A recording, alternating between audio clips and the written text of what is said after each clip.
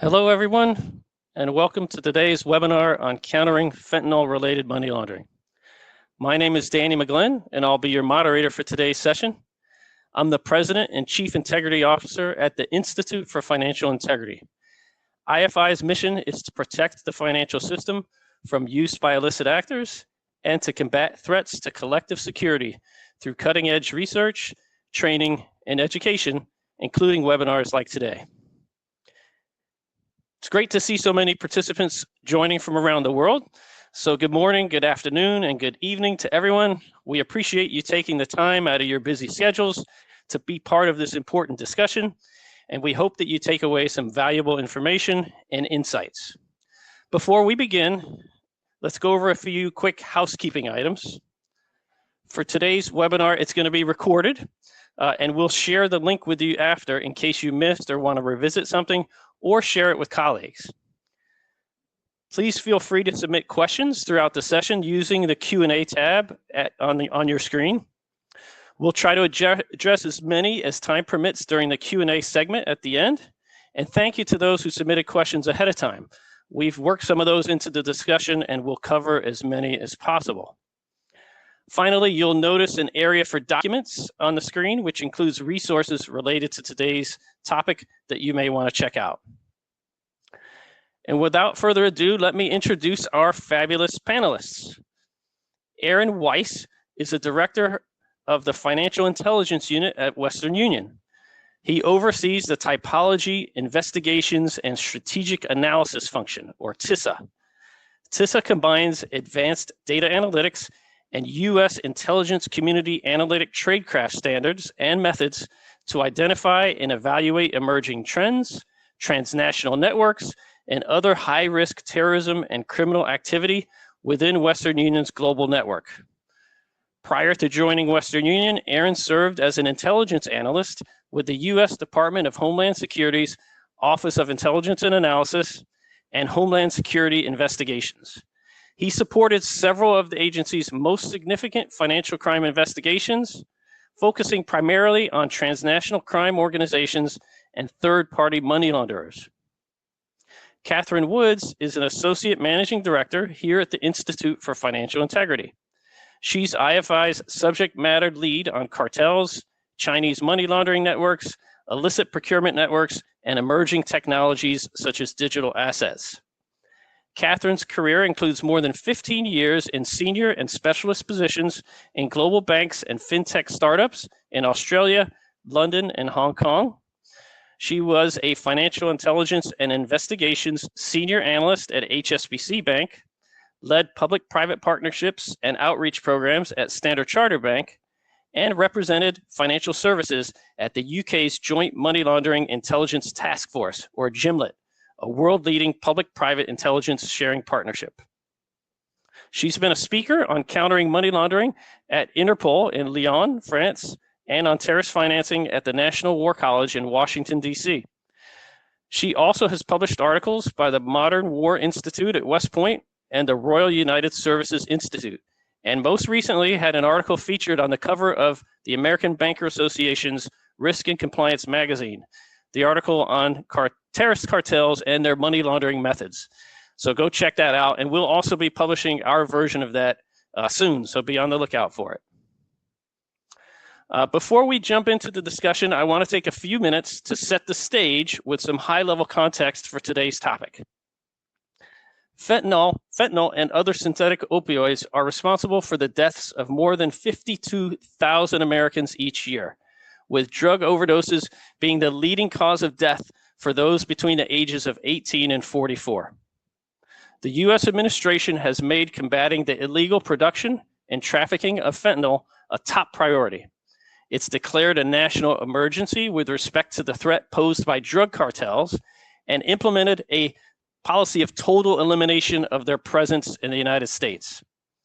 In February of this year, the State Department designated 6 Mexican drug cartels as foreign terrorist organizations, and the Treasury Department, DEA, HSI, FBI, CBP, Department of Justice, and others have coordinated on a whole of government effort to use all available tools to target the cartels and their support networks. So on this slide, we highlight some of the main areas of the whole of government effort. Of course, you've got sanctions. After the FTO designations, Treasury has rolled out 9 tranches of designations targeting their leadership and support networks, most notably the Sinaloa and Jalisco cartels, which are the biggest and most important cartels and most responsible for the fentanyl crisis in the US. And those designations have totaled 35 individuals and 33 entities and counting.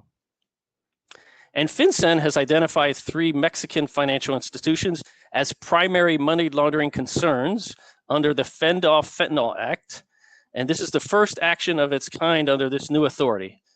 They've given US financial institutions until October 20th to stop processing payments for the 3 financial institutions. There's also been a big focus on cartels by US law enforcement and prosecutors. A good example of this was in late August. Within 5 days, DEA arrested 617 people with ties to the Sinaloa cartel across 23 field divisions. This DEA surge, as it was called, also netted a massive haul of drugs, firearms, and $11 million in cash. And not to be outdone, HSI earlier this month seized 700,000 pounds of precursors en route from China to the Sinaloa cartel, with an estimated street value of $569 million. And here's the data point that grabbed me. It required 24 18-wheeler trucks to transport those precursors from the port of Houston to an HSI storage facility. As you know, the administration has also ramped up border security and directed military operations against cartels. We saw last week the video of the boat strike in the Caribbean that reportedly killed 11 drug traffickers. And senior US government officials have said that military operations against cartels will continue. And last but not least, foreign and private sector engagement. I think most people don't realize just how much cooperation goes on between the US government and partner governments, including Canada and Mexico. For example, last year, Canada hosted the FinCEN FinTract AML-CFT Symposium that brought together FIUs and law enforcement agencies from Canada, the US, Australia, the Netherlands, and the UK, as well as US and Canada-based financial institutions to discuss synthetic opioid trafficking, among other things.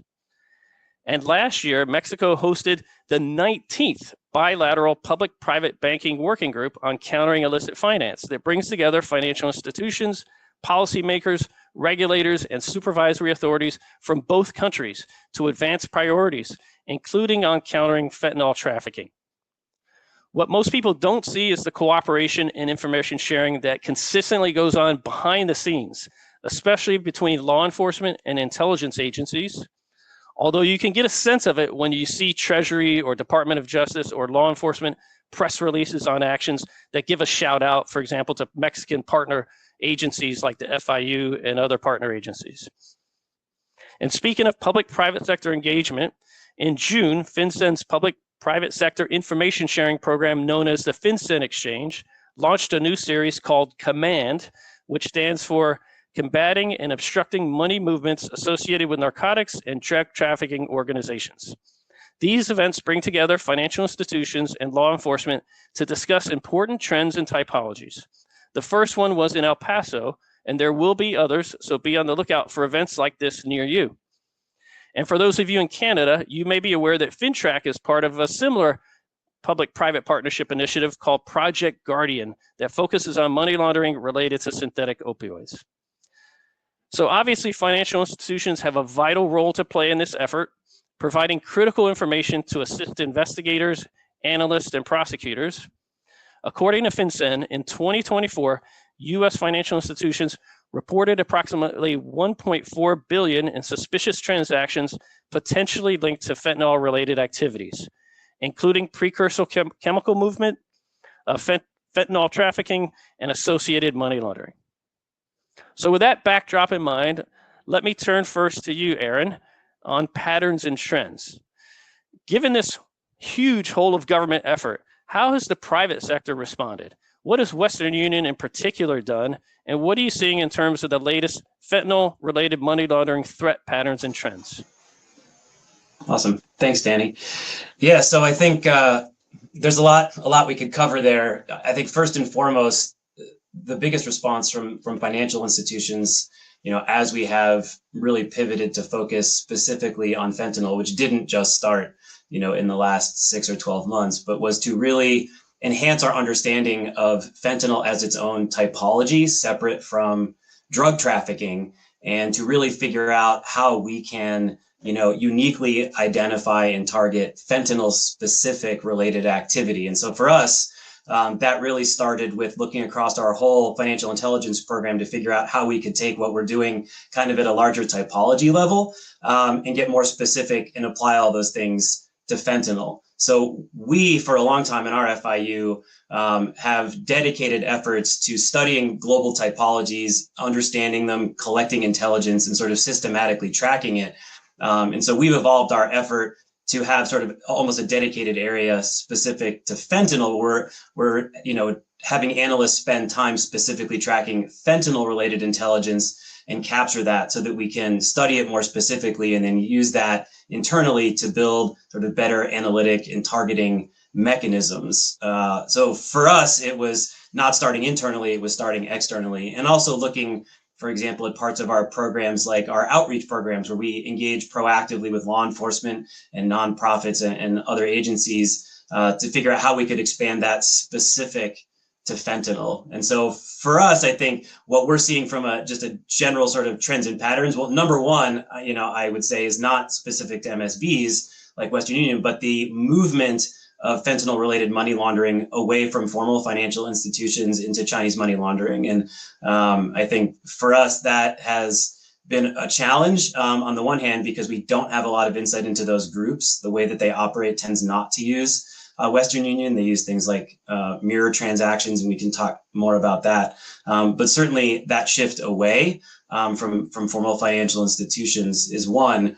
But two, and I think I have it on the next slide, some highlights, is sort of this shift toward, one is adulterants. So when we originally were targeting this for ourselves, we were looking at suppliers providing either fentanyl itself early on and then direct precursors to make fentanyl. Increasingly, we've had success not by targeting that alone, but looking at these other chemicals that are pretty obscure normally, but are showing up in a major way as being mixed with fentanyl to produce the products that are getting into the US. So first it was xylazine, now it's these nitazines. So by tracking some of these adulterants, we can then, it's very unusual for someone to use Western Union, for example, to go send money to a supplier in China that sells these sort of obscure chemicals, right? That's a pretty strong indicator for us. So we continue to track that. And then just a couple other trends you can see here is seeing the cartels increasingly globalize their markets. So, we focus a lot, of course, and have for a long time on the US, Mexico, US, China corridor, but we are seeing a lot of indications that the cartels are actively moving their formal engagements with organized crime groups in Europe, in Australia and other places. So tracking that, and then also India. Certainly as the entire industry has focused on China and the US government has engaged the Chinese and had some success in getting the Chinese government to better crack down on their own domestic industries. We've seen a lot of the precursor supply and also things like pill press vendors increasingly showing up in India related investigations as well. So for us, those are just some of the trends and highlights. Great. One quick follow-up, Aaron. You mentioned how you guys are tracking sort of the adulterants, I think you called it, that are mixed with some of these precursor chemicals. How did, like, from an intel shop, how did you first learn about those? Like, do you see it? Is it put out in law enforcement advisories, or is it just like as you guys are studying it, as it comes in? Oh, let's look for this, and you might get to this in your later, as part of your later slides. But I thought I'd ask you now. Yeah, no, for sure. So I think we come across it a couple different ways. One is we're very actively engaged talking with DEA, HSI, Treasury on kind of what they're seeing. And so a lot of that, we collect through them, what they're seeing in their investigations, what's coming out of their labs when they're doing, assessments of seizures of pills and things like that. So we're constantly asking about that. They wouldn't necessarily always think to tell us that, because why would Western Union care about that stuff? But it really does help us targeted. So we ask a lot now in those engagements, and in forums like the FinCEN Exchange, we use that to ask those kind of questions.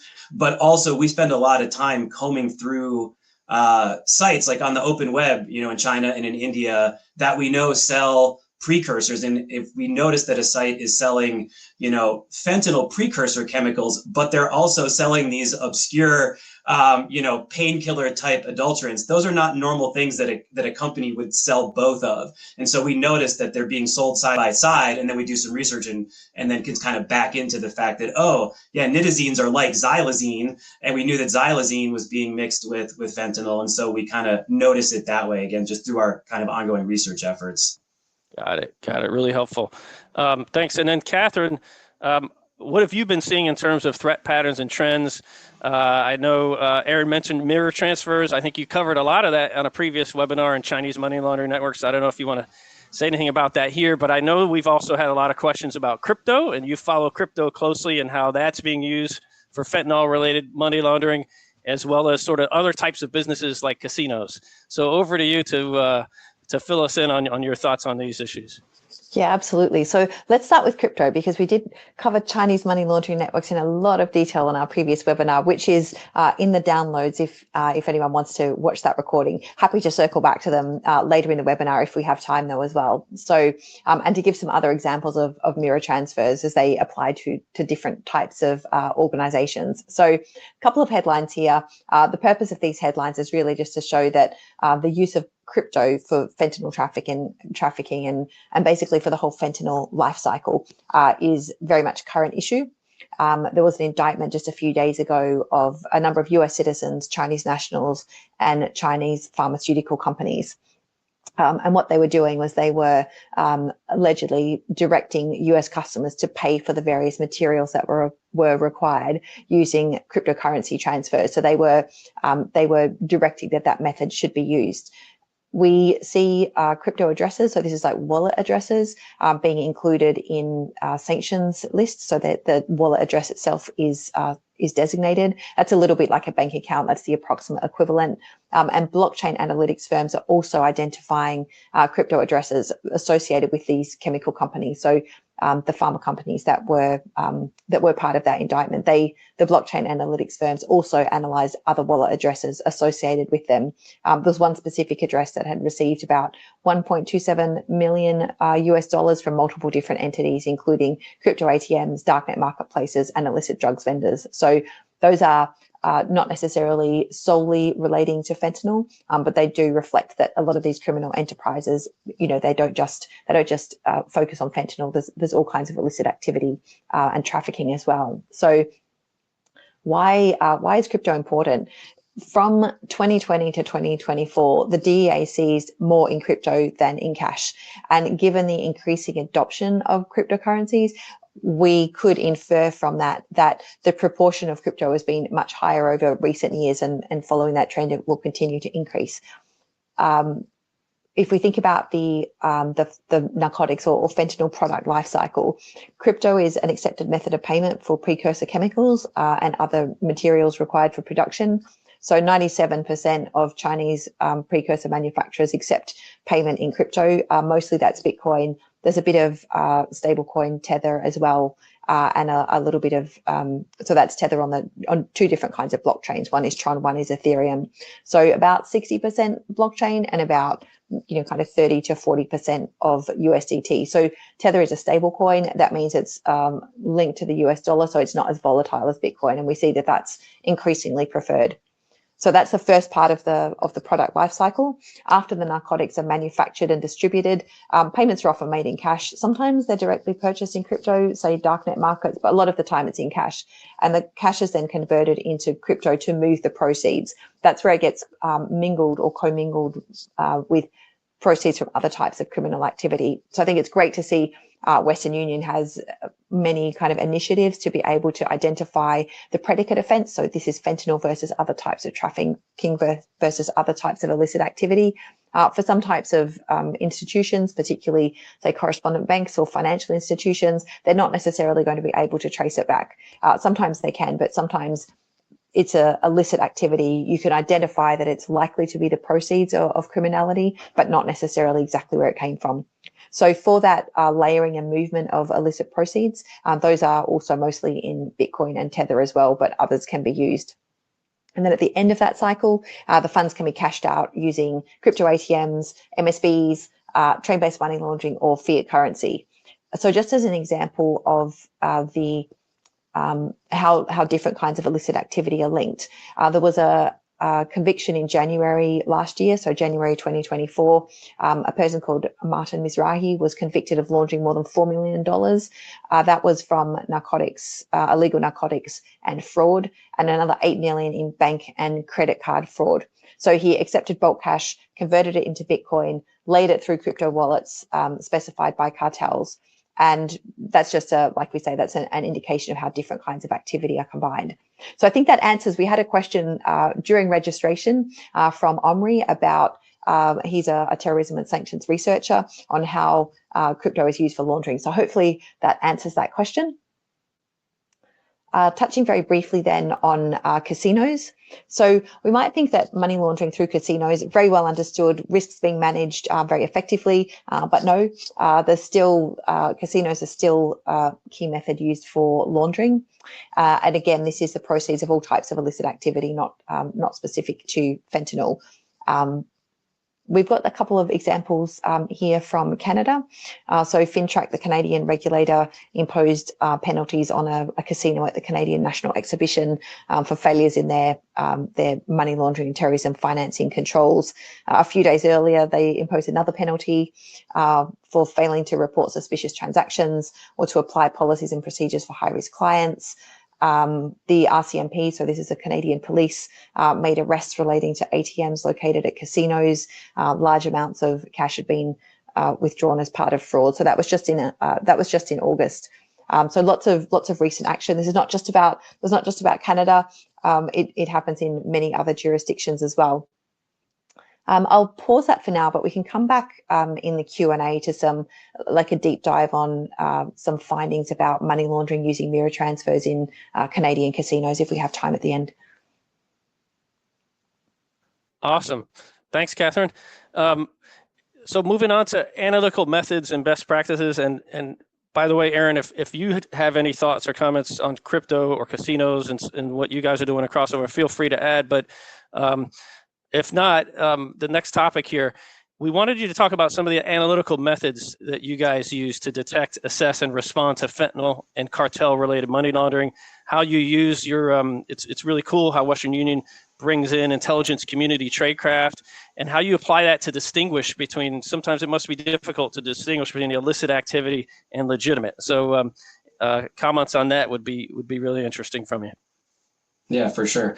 Yeah, and it is challenging, right? I mean, if this was easy, we wouldn't need to be spending all this time on webinars and FinCEN exchanges trying to figure out how to work better to get after this stuff. It is really hard to target. And I think for anybody who's in the compliance anti-money laundering space, this is a challenge for all typologies. Like, how do you distinguish terror finance from legitimate activity or human trafficking, right? And so in that sense, like, fentanyl is no different. I think what you have to do is figure out really specifically for your business, for your products, for your services, for your customers, what is going to be the most effective way to try to target this. And I think, for us, we think about it coming at it a couple different ways. So one is pattern-based type approaches, and one is more tactical, starting with like really high quality known bad guys or other negative due diligence and working out from that. Pattern-based approaches are always preferable because you can apply them at scale, right? But they are much less reliable, right? It is not impossible to find a really, really diagnostic pattern, but it's unusual, right? And so usually when you're dealing with a pattern-based approach, the question you have to ask is, how reliable is it? Does it meet a SAR standard? Does it meet a standard to take other, actions within your own financial institution, like, closing accounts, blocking consumers, blocking transactions, right? But it all comes down to really understanding your own specific, products and services. And so you can advance through some of the slides. I give some examples of some different ways that we come at this. I think, for us, one of the most effective ways is being very active and aggressive in scanning open source reporting for, reports of essentially bad guys who've been arrested or indicted related to a particular offense, and then working out from that, right? That's going to be like one of your most high confidence approaches. The challenge here is that it's very potentially time and labor intensive to screen through, millions of news reports every day. And so what we've tried to do is automate and systematize and even explore the use of AI and AI agents and natural language processing to really help make this better and more effective. But, so this is very ongoing for us, but I think the ability to do this is, yes, if somebody's already arrested and they're in jail, you're not reporting somebody new to law enforcement, but what you can do is start to use, network or graph-based analysis to work out and to work backwards from that, high confidence known bad guy to illuminate a network. And that network may well include people that are not yet on law enforcement's radar, right? Or that your own financial institution would want to know about because they're obviously using you if they're showing up in your data. So you can take action against those people, even if they're not that starting individual, right, who's already been arrested. I think the other thing that this gives you, though, is if you can build out a network and you can find a larger set of activity that's related to fentanyl trafficking or any other typology, you now have a richer internal data set to use for modeling purposes and larger scale analysis. And for us, this is absolutely key. Pretty much all of our proactive sort of strategic efforts to target fentanyl and other typologies and to find new latent bad guys that aren't yet on anybody's radar is starting with these tactical cases and then building out a repository of activity over time that you can then draw from. You can do basic things, which, leaders really like give a heat map of where are we seeing all the fentanyl activity, right? You can just sort of do basic trends over time of numbers, but you can also then use that as a data source to train machine learning models, right? You can run regression analyses to try to find certain characteristics in your data. So if you're going to do any of that stuff, you have to start with a really good body of kind of high confidence activity. And all of that for us starts with sort of a known bad guy and then working out and capturing that. And that feeds SARS and it feeds other risk mitigation processes. So that's kind of one example. I think some other things that we're doing that's specific to fentanyl is that, as most of the people on this webinar probably know, a lot of the chemicals and other sort of equipment related to fentanyl is sold openly on the internet. Again, largely from China historically, increasingly from India and some other places. But you don't have to go on the dark web to get at this stuff. And so we were spending a lot of time manually combing through these, China chemical trade websites, looking for vendors that sold, these precursors that also listed Western Union as a payment method. And then we would extract, phone numbers or emails from those websites, manually run them through our transaction searches to see what we could find. And it was effective, but man, it took so much time and effort. And sort of the return on investment, it was big cost, right? And so what we have done is tried to, again, automate that. We have identified these websites that have thousands of vendors listing these things for sale.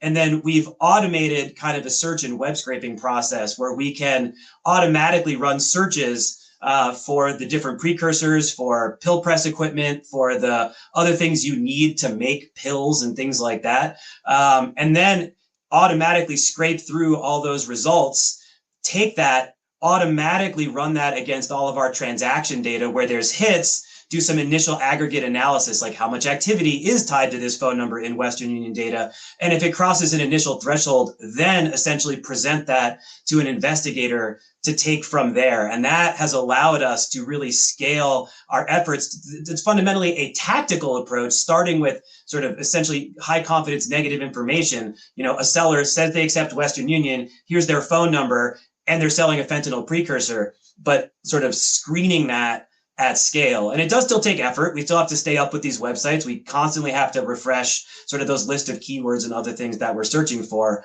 But this has been really effective for us as a tactical starting point. So the only other thing I would add on to that, which I think slides for, is again, once you have this body of information, really studying it to see if for you can figure out what else may be distinctive about people that you know or suspect are involved in this particular typology compared with just your normal customers. And that's going to be different for everybody. And then start reapplying that and see what pops out from that reapplication. And that can be simple, but you can also use that again to like train machine learning models and see kind of what sort of the latest technology can build, to be diagnostic and that you could apply across all of your data. So a couple examples there. Hope that's helpful, and certainly happy to answer questions about this in the Q&A. Really, really helpful, and takes me back to my intelligence community days and all of the network analysis that we and our partners would do. And it just reminded me of we did have a question about whether FI should include like IP addresses in the SARs that they submit. And just I would just say, remember that what you all provide to FinCEN is also available not to just law enforcement agencies, but the U.S. intelligence community, including my former shop at the Treasury Department, including Aaron's former shop at HSI. And so every piece of information from that perspective that you put in there, it could be a piece of the puzzle. So that when I still use we, talking about the U.S. government, are doing analysis on our end, any little bit of piece of the puzzle can help, because we're going to run that across all of our other data sets and build out the networks that we're looking at. So really, really fascinating and great to see the work that you're doing. And I actually remember when I was at Treasury reviewing SARs from Western Union that were sophisticated in the way that you're talking about. And it was always hugely valuable for us. So thank you for the work that you're doing. And I hope people have follow-up questions related to that. Let me segue to you, Catherine, on the methods that you can use to identify illicit activity related to crypto. Since you talked about crypto earlier, are they similar to the ones that are used for traditional financial activity? And thinking about different types of institutions, what are the implications of inadequate AML programs? Yeah, so red flags when it comes to the use of crypto for the fentanyl trade life cycle, they're often kind of equivalent to fiat currency, so traditional currency money laundering. So a little bit different, but a little bit similar. So the first difference is that the blockchain used for many crypto transfers, including Bitcoin and Ether, is public. So you can see all the transactions, where they're going from, which wallet they're going from, which wallet they're going to, and you can trace those activities. You don't know immediately who a wallet belongs to or which entity it belongs to, but you can follow the transactional flows. And there are various methodologies available to try and figure out who actually owns a wallet. So some people would say that crypto is anonymous. It's not anonymous, it's pseudonymous. And the evidence for blockchain can actually be admitted in court. So we have an article where the considerations around using it for analysis, and we'll circulate that as part of the materials after the webinar. But zooming in now on some of the specific red flags associated with crypto, bulk purchases. So that's really large amounts. Definitely there's an equivalent of that fiat currency. Large volumes of cash would be an equivalent, large transactions. Minimal balance retention, so zero or almost zero balances in a wallet. So that means crypto coming in and then going out again, and almost zero being left at the end. Rapid movements through a network of wallets or swaps between chains. So chains is like each cryptocurrency has its own blockchain that underlies it. So one might be the Ether blockchain, and what a launderer will try and do is move it between different blockchains to obfuscate the flow. So you could see that as being maybe a little bit similar to moving it between different financial institutions or moving it between different countries. What you're trying to do is you're trying to make it a little more difficult to follow that flow, but it can be done in many or most cases. Quite often these movements, particularly for not so much for fentanyl trafficking, but for hacking and large-scale thefts, the funds are moved so quickly that the movement is pre-planned. So I think that's a trend to look out for, is that as the use of crypto becomes more sophisticated by either Chinese money laundering networks or other kinds of illicit actors, if you pre-plan the movement of that money, you can move it really fast. And that just means it's by the time law enforcement or a financial institution is following it, it's already moved a long way and maybe moved into like a crypto or another format, or it's being cashed out, and that makes it difficult to freeze it or retrieve it. We see funneling or pooling, especially in unhosted wallets. So that means funds coming in from multiple different wallets are being aggregated together. Definitely there's a fiat equivalent to that. and high levels of activity with wallets with red flags. So this is a really obvious one. It's quite similar to what Aaron's been speaking about that they do at Western Union. If you have a wallet that's been identified as associated with a sanctions entity or associated with fentanyl trafficking, then any activity of transfers to or from that wallet, you can, that's a red flag that there's something illicit about those as well. We had a question in the pre-registration in the Q&A about how to identify if funds are the proceeds of fentanyl trafficking or other illicit activity. So this is one indicator for that, of if the transaction is already known to be associated with fentanyl trafficking and a different wallet is transacting with it, that's an indicator. It's not conclusive, but it is an indicator. And similarly, if you have an individual who has been identified either on a designation or in negative news as being associated with fentanyl trafficking, if you can link a wallet to that person, like a wallet address to them, then you can infer that the activity also relates to fentanyl trafficking. So none of these are absolutely definitive, but they are indicative and they can prompt further analysis. You can also use gas fees. So without wanting to get too technical, this is basically the payment. You have to make a payment for processing on a blockchain, and it can be potentially possible to link those payments with actual cash pickup jobs. So someone is picking up a bunch of cash, which is relating to a specific trafficking methodology, and you can link the crypto transaction back to that specific cash pickup job. So we have an article about this available for download. It's the one on crypto and cartels. Goes into a little bit more technical detail than we will on the webinar. And the final point is around any kind of methodologies that are attempting to obscure the trail. So this is things like privacy coins, like Monero, where that traceability is either not possible or more difficult. Using mixers and tumblers, again, they try to obscure the trail of activity. Using exchanges with little or no KYC, so Suex, Garantex, and now their successor, Granex, are exchanges where there's almost no KYC. Why would you want to use that? You only want to use that if you're doing something illicit. And these are the crypto equivalents of bringing bags of cash into a bank branch. So you don't necessarily know what activity generated the cash, but you know that there's probably something illicit about it. If we come onto casinos, then rather than go through red flags, because there's lots and lots of red flags, and we have a very detailed report that covers that. What I'll do is I'll just touch on a case study that also demonstrates that this is still a current issue. It's a current risk that needs to be managed. This was from last year. So Lake Elsinore had a $900,000 civil money penalty applied to them by FinCEN. They're a card club in California. They operate gaming tables and card-based games like poker, and they are subject to the Bank Secrecy Act. So over a 5-year period from 2014 to 2019, they didn't undertake an institutional risk assessment. They stated that they're not a cash-intensive business, whereas actually as a card club, it does deal with a lot of cash. They didn't appoint a compliance officer, and that person was someone who was actually the chief operations officer and didn't have professional training or experience relating to BSA compliance. They didn't have adequate policies, procedures, or controls in place, so they didn't effectively track chip cashing. So, for example, bartenders were cashing out the client's chips. There were lots of inaccuracies in their processes and procedures.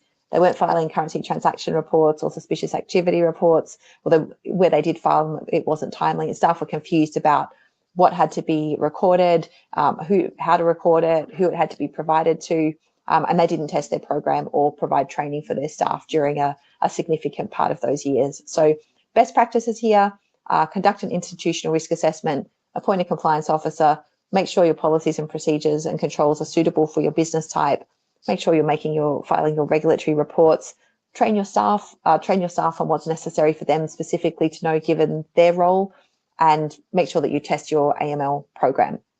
So that's a high-level overview of crypto and casinos. I'll hand back to you, Danny. Thanks, Catherine. Great example and a great checklist, one of which related to filing your regulatory reports, which gets into the next topic on information sharing. And I wanted to turn to you, Aaron.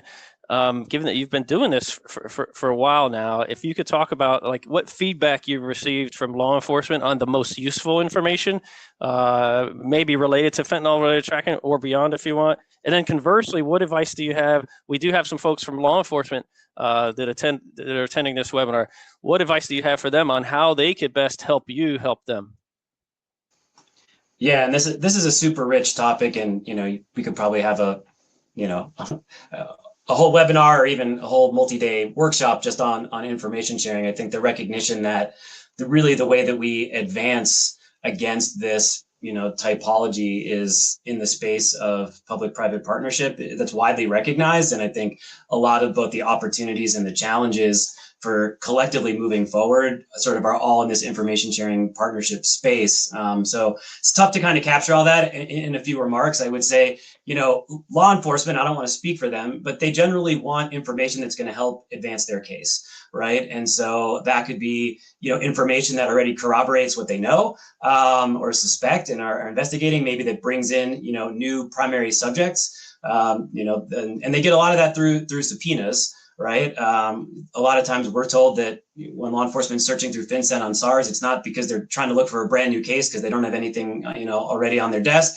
It's that they're really trying to augment, what they're already working on. Specifically, what data they want, I think, is case dependent, and this is where not having a completely arm's length relationship with the law enforcement community, just like through FinCEN as an intermediary, that's not going to be real effective on either side. I think the more that you can be as an institution, as a compliance program, as an AML function, if you're focused on fentanyl, you can be more directly engaged with law enforcement, the better, because they're going to tell you, if they know you, what they need, what they like, what they don't like.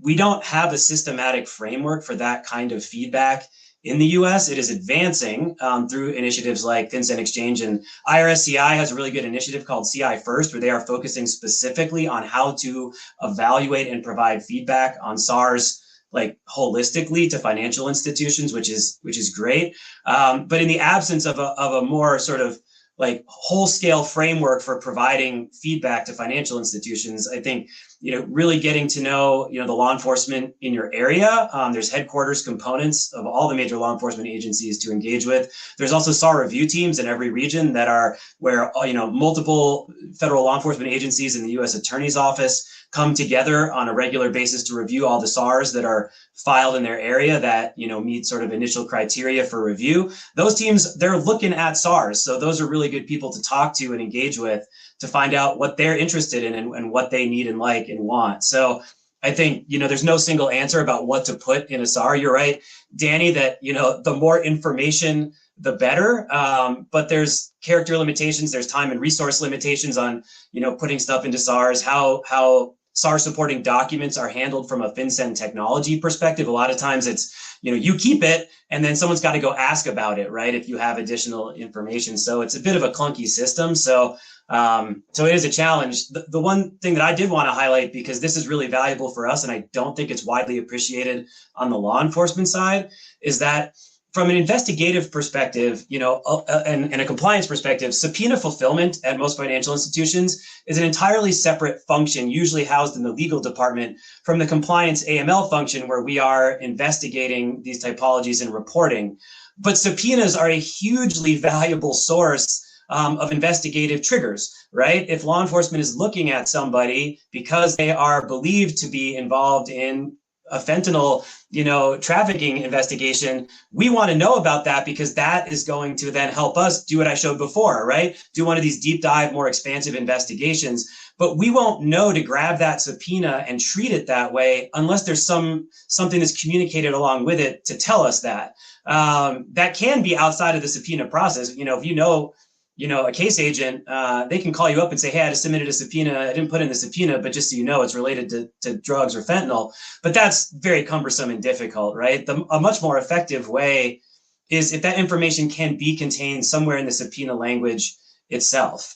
And I think we don't need a lot.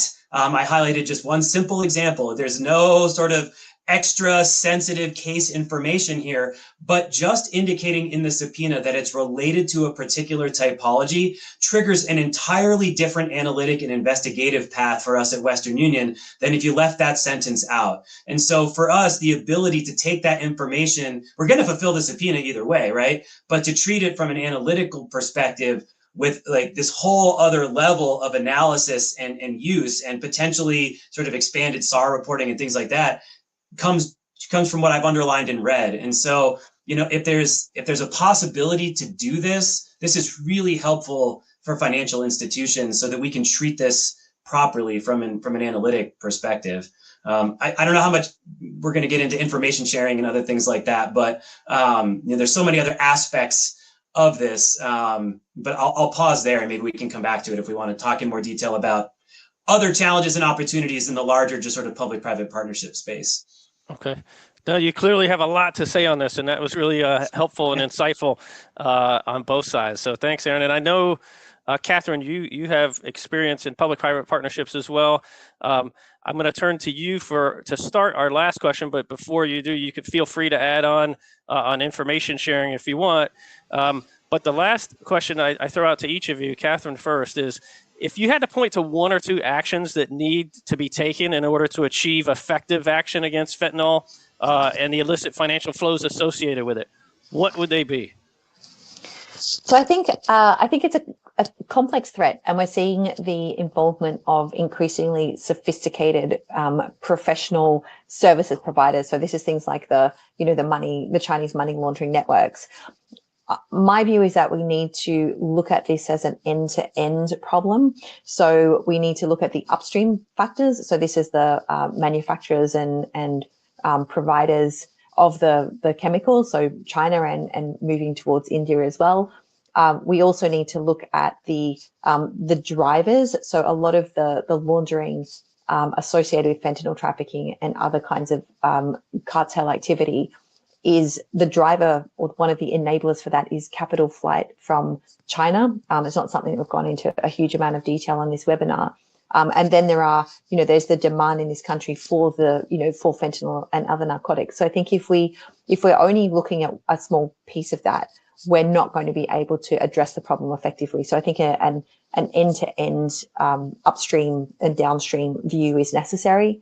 I think we also need to look at the implications of some of the tools of economic statecraft. So, economic sanctions can result in de-risking by financial institutions. That drives financial activity towards more opaque transfer methods. And then both law enforcement and financial institutions lose sight of that. So I think if I was choosing 2 points, that's probably one of them, is the end-to-end approach. And the second one is understanding the implications better. I think to address both of those problems, taking an international approach is really valuable. So organized crime networks, they operate globally and they learn from each other. For example, there's really good information that comes out of the UK National Crime Agency, various European investigations and analysis, and then obviously a wealth of information here in the United States as well. So I think this is already happening, to learn from each other and to track trends and methodologies in different countries as well. But I think that is really critical to getting ahead of it as much as we can. Yeah, that's a great point. And on that note, we do have a sort of a policy alert. I don't know if that's exactly what they call it, from FinTrack that we have in the documents area, which is a really detailed laydown of fentanyl-related money laundering typologies. So take a look at that as well. Aaron, any thoughts on improving effectiveness? I have a lot. But if I had to, pick one right now that, it's not quite as expansive as what Catherine was talking about, but something that we certainly encounter and struggle with all the time is the difference in information sharing authorities between the domestic U.S. environment and, again, crossing borders. So Catherine's absolutely right.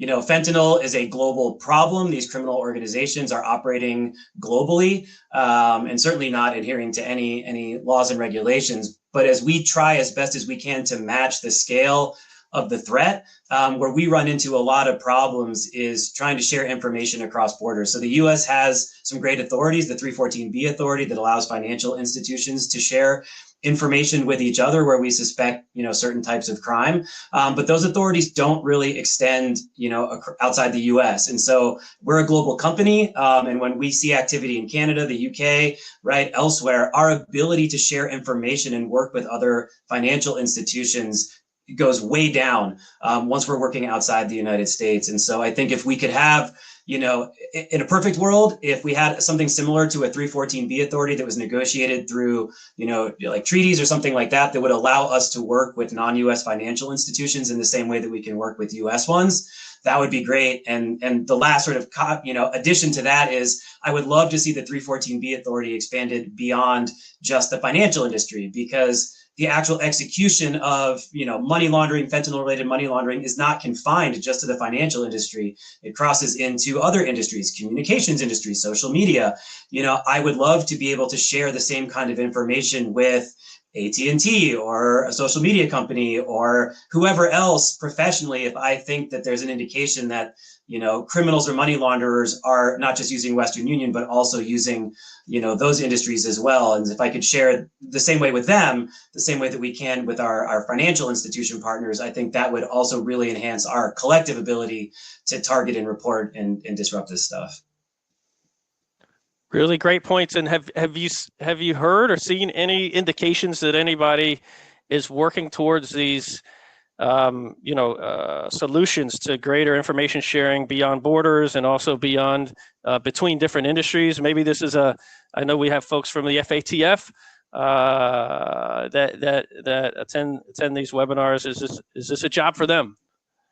Well, I think it's a job for all of us. There certainly are efforts. Most of the efforts are, frankly, trying to figure out how to work sort of, I would say, like around or within the restrictions, not to fundamentally change them. And it's challenging because there's, of course, different privacy regimes in different parts of the world, right? Europe has different privacy standards than certain countries in Asia. And so to try to build information, next level information sharing regimes that cross borders will also have to align and harmonize with different national and regional conceptions of privacy. And that, of course, is a huge difficulty to navigate. But I think the will is there. Like, I think everybody agrees that there's opportunities where it absolutely makes sense and is appropriate to share information between institutions and across borders. It's just figuring out how to harmonize that with the other different, legal requirements that we have in all of these different places.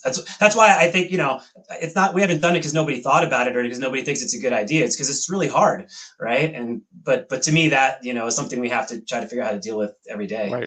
Right. Okay. Cool. Well, we have about 8 minutes left over for audience questions here. I don't know, Catherine, I know you saw one coming in the Q&A. Do you want to start with that one?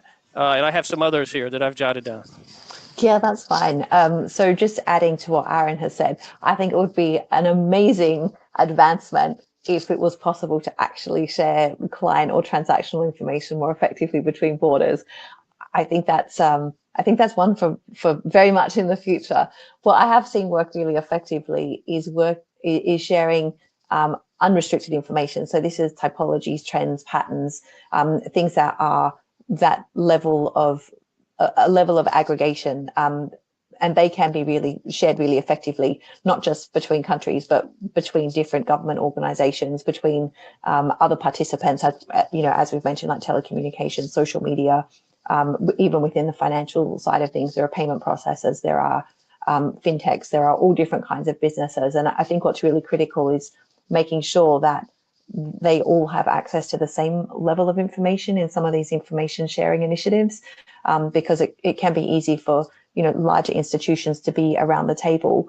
But to effectively, protect financial integrity, we need everyone to have that same level of information. So I think that if we can get to that, 314B international version, that would be amazing. And in the meantime, maybe we have to look at, sharing what can be shared, which can offer significant value as well.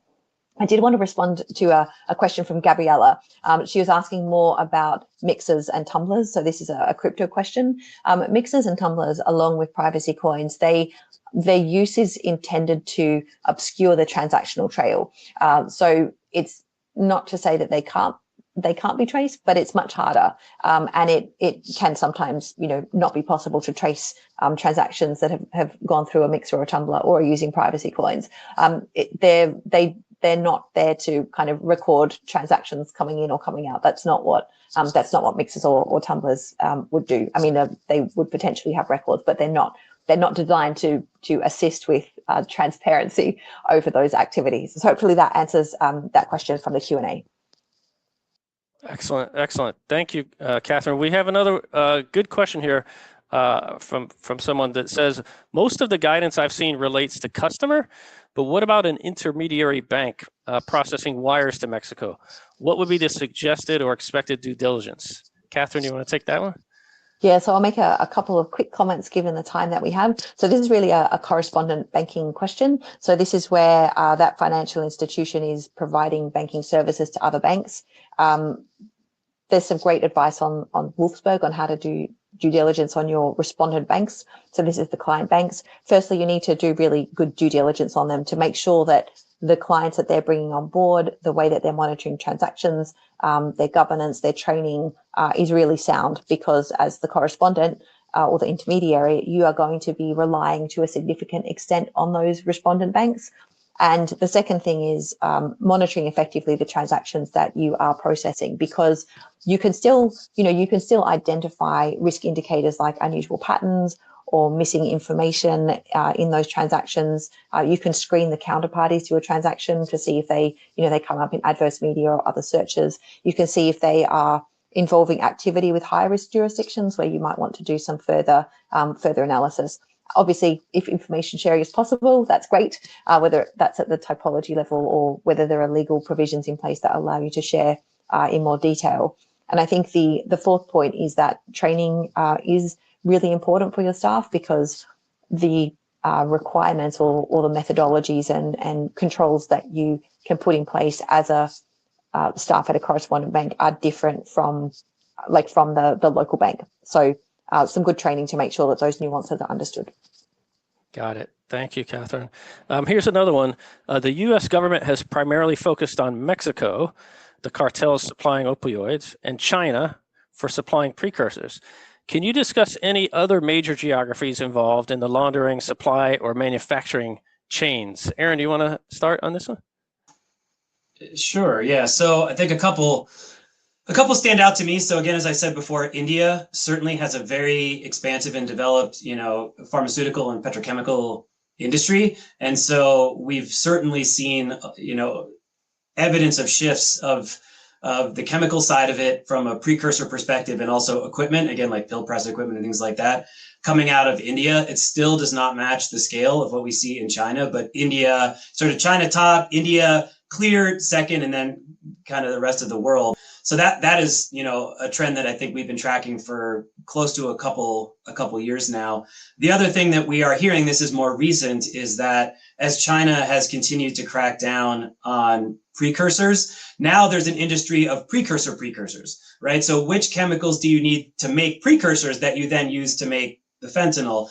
And unfortunately, those precursors are such common in base chemicals that they really can never be blocked or restricted in any meaningful way. And so that also makes it hard to target, because the sale of those chemicals is so broad and has so many applications that that's not a very good indicator of sort of illicit use. But what we are seeing and hearing about is a shift from Mexico-based, fentanyl manufacturers, getting precursors from China to either manufacturing them domestically in Mexico or setting up manufacturing in like Guatemala and Honduras. And so that's an unfortunate trend in the sense that it makes it a lot harder to target. But on the supply side, I think we're going to see more of that going on, as a response just to the continued crackdowns. Got it. And I hadn't even thought about precursors to precursors. You had another problem. Catherine, anything to add to that? No, just to add to that these networks and methodologies continue to evolve, and we are seeing jurisdictions that maybe weren't such a focus of attention. So there was some recent analysis by the Nikkei on Japan and some networks that were operating out of Japan. So we had a question in the pre-registration from Akiko, who works at a Japanese branch of an institution. So I think that just makes it more complicated, because you can't just focus on high risk jurisdictions, but high risk is the highest priority, but unexpected jurisdictions might also come up, like Japan. Okay. I think we're about to hit time. So before I close it out, Aaron or Catherine, over to you. If there's anything, any other questions you saw come in, or anything related to this topic you want to convey on any final thoughts. If not, I'll close it out. I would just, leave this by encouraging everybody, if you're not already part of it, to, engage with FinCEN. The FinCEN exchange effort, I think, is a great advancement. It's doing a good job bringing people together to have these conversations and to start talking about who has what information and who needs what, regardless of the level of sophistication or scope that your institution is at. And so if you're in the United States, certainly, reach out to participate in that. And please use 314B. It's there, it's available, but I think it's generally, underutilized, especially in this space. So if you are a financial institution and you can use it, please do. Great. And my final comment would be that we covered a lot. Nothing specific to add, but do reach out if you have any questions. I'm always happy to help. Thanks both. And so this brings us to the end of the webinar. Before you jump, I have some exciting news for everybody.